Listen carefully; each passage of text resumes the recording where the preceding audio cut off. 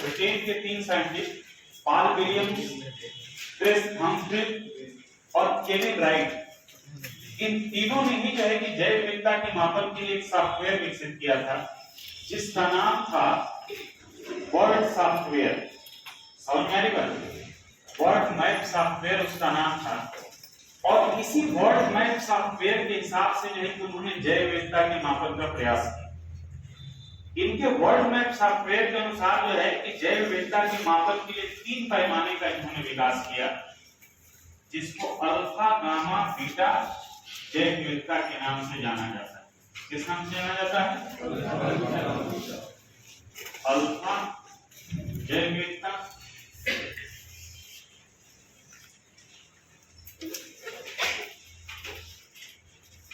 Beta जैव विविधता,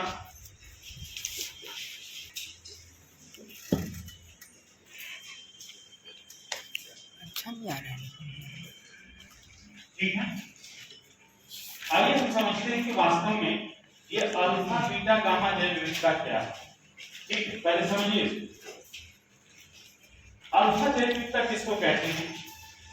जब किसी भी विशिष्ट क्षेत्र में, जब किसी भी विशिष्ट क्षेत्र में एक ही समुदाय के जीव हैं, एक ही समुदाय के जीवों की संख्या अधिक पाई जाती है, उसे ही हम अल्फा जैव विविधता का नाम देते हैं। क्या नाम देते हैं?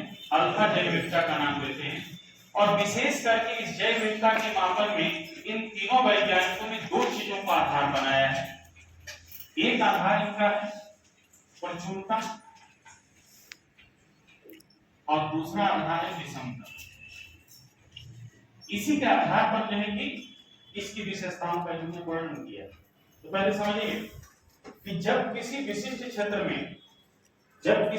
क्षेत्र में एक ही समुदाय के जीवों की अधिकता पाई जाती है तो उसको हम अल्फा जैव विविधता के नाम से जानते हैं। किस जैव विविधता के नाम से? अल्फा जैव विविधता के नाम से। जब यहाँ पर उस समुदाय के जीवों की प्रचुरता होती है तो उसको समृद्ध जैव विविधता के नाम से जानते हैं। किस क्या कहते हैं? समृद्ध जैव विविधता। कहाँ की जैव विविधता समृद्ध है?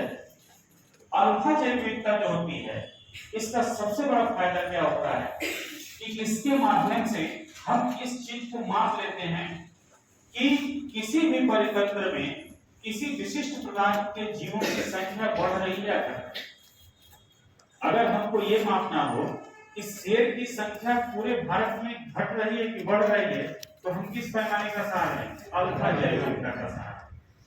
किसका सहारा लेंगे? अल्फा जैव विविधता का सहारा। ठीक है। अब यही से समझिए कि अगर 2 नंबर में क्वेश्चन है पूछा गया है सीबीएसई, अगर इसी में से एक और क्वेश्चन बनता है, अगर यही जैव विविधता को अगर हम एक बिंदु के स्थान एक पॉइंट विशेष को लेते, जैसे पॉइंट विशेष का मतलब ये होता है अचानक मार करने से कोरे, जो सबसे सेंट्रल बीच है, बीचों बीच अचानक मार कर उसको ले लेते, और वहां पर अगर हम देखते हैं कि वास्तव में विशिष्ट प्रजाति के जीवों की संख्या कितनी है, अधिक है या कम है, तो इसको हम बिंदु जैव विविधता कहते हैं। अगर वहां पर जैव विविधता अधिक है तो उसको हम बिंदु समृद्धि या बिंदु पॉइंट रिचनेस का नाम देते हैं। क्या नाम देते हैं? Point richness. तो पॉइंट रिचनेस क्या होता है, या बिंदु जैव विविधता समृद्धि क्या होती है, और बिंदु जैव विविधता विषमता क्या होता है। तो जब यही जैव विविधता, ठीक है, अल्फा जैव विविधता जब किसी विशिष्ट बिंदु पर देखा जाता है कि वहां विशिष्ट समुदाय के जीवों की संख्या अधिक है या कम, तो अगर अधिक होती है तो उसको पॉइंट रिचनेस बायोडायवर्सिटी के नाम से जानते हैं। और जब वहां पर अगर विषम, तो ऐसी स्थिति में हम क्या कहते हैं? पॉइंट इवननेस बायोडायवर्सिटी, अर्थात उस बिंदु पर उस प्रकार के जीवों की संख्या कम पाई जाती है। तो समझ में आ गई बात? तो बिंदु जैव विविधता अगर पूछता है तो अल्फा जैव विविधता का ही एक सब समझ में आई बात? बस अंतर क्या है कि इसको हम एक पूरे क्षेत्र में लेते हैं, उसको हम विशिष्ट एरिया में एक पॉइंट पर लेते हैं। तो समझ में आ गया? इससे 2 ही चीजों का हम मापन करते हैं कि वास्तव में किसी विशिष्ट समुदाय के जीवों की संख्या बढ़ रही है या घट रही है। समझ में आ रही है? विशिष्ट समुदाय की जीवों की संख्या बढ़ रही है, घट रही है। और दूसरा, हम एक क्षेत्र से दूसरे क्षेत्र में भी हम तुलना आसानी से। अब ये मान लीजिए कि हम बस्तर के एक विशेष प्रकार की जीव की तुलना हम सरगुजा की विशेष प्रकार की जीव से किसके आधार पर करते हैं? अल्फा जैव। समझ में आई बात? क्लियर हो रहा है? इसे ही हम अल्फा जैव कहते हैं। अब चलिए इसको समझ लेते हैं, बीटा जैव विविधता क्या होता है।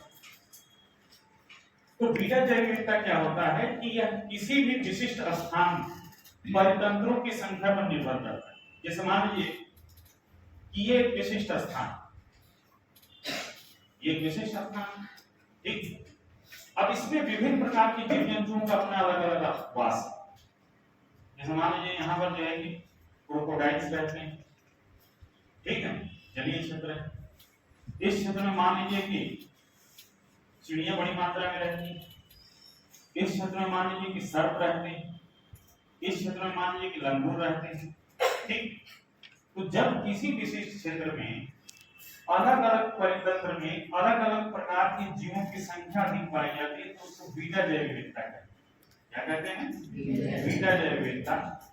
और बीटा जैव विविधता की अधिकता, बीटा जैव विविधता की अधिकता ये जैव विविधता की समृद्धि को दर्शाता है। अगर किसी भी क्षेत्र में बीटा बायोडायवर्सिटी अधिक है तो हम ये मानते हैं कि उस पूरे क्षेत्र की जैव विविधता समृद्ध, ठीक है। अगर बीटा बायोडायवर्सिटी कम है तो हम मानते हैं कि जैव विविधता पर संकट। समझ में आई बात? क्लियर हो रहा है? जैसे एक घर, तो घर किसका उदाहरण? घर को अगर हमको मान लीजिए कि एग्जांपल देते हैं, इसी घर के अगर हम बायोडायवर्सिटी को एक उदाहरण ले रहे हैं, ठीक है ना, हालांकि बायोडायवर्सिटी इसको नहीं कह सकते लेकिन एक उसका अंश है, इसको अस्वीकार भी नहीं कर सकते। चलिए एक एग्जांपल लेते हैं कि इसी को हम बायोडायवर्सिटी मानते हैं, इसको किससे मानते हैं? इसको हम बीटा से मानते हैं। क्यों? क्योंकि इसमें छिपकली भी रहती है, इसमें चूहे भी रहते हैं, इसमें कॉकरोच भी रहता है, चींटियां भी रहती है, मनुष्य भी रहते हैं, बिल्ली भी रहती है, तो सबके निवास है ना। इसको मापना होगा तो हम किससे मापेंगे? समझ में आएगा? अब इसको समझिए क्या है गामा जैव विविधता। गामा जैव विविधता वास्तव में बीटा जैव विविधता का ही अगला कड़ी, ठीक। जब किसी भी क्षेत्र में विभिन्न प्रकार के परितंत्रों में, किसी भी क्षेत्र में विभिन्न प्रकार के परितंत्रों में हम ये मानते हैं कि उनके मध्य अंतर संबंध कैसे, ठीक है, इंटरेक्शन करते हैं, तो इनके मध्य जब हम अंतर संबंध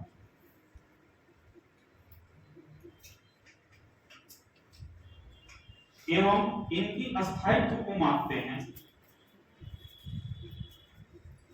तो उसे ही हम गामा जैव विविधता कहते हैं। अर्थात किसी विशिष्ट क्षेत्र में विविध प्रकार के परितंत्रों के मध्य अंतःक्रिया कैसे हो रही है, ठीक है, अंतःक्रिया कैसे हो रही है। क्योंकि कोई भी, जैसे यही घर है, इसमें अंतःक्रिया होता है कि नहीं होता? अब मान लीजिए छिपकली है, वो बल्ब के किनारे पे छोटे मोटे पतंगे कीड़े उठते हैं, उसको खाती है, उसके ऊपर उसका निर्भर था, ठीक। चूहे जो है वो जो हम लोग दाना वगैरह अनाज वगैरह रखते हैं उस पर निर्भर रहते हैं। सांप जो है चूहों पर निर्भर रहता है। तो ये क्या है? ये अंतर संबंध। समझ में आएगा? तो जब हम एक प्रकार से किसी बीटा परितंत्र में, यानी दूसरे शब्दों में कहें किसी भी विशिष्ट क्षेत्र में विभिन्न परितंत्रों के बीच जब अंतर संबंध और अंतःक्रिया का माप करते हैं तो उसे ही हम क्या कहते हैं? गामा जैव।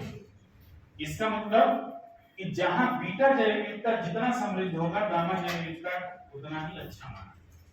क्योंकि जब तक इंटरेक्शन शानदार नहीं होगा तब तक सभी जीवों की निर्भरता कैसे डिपेंड करेगी?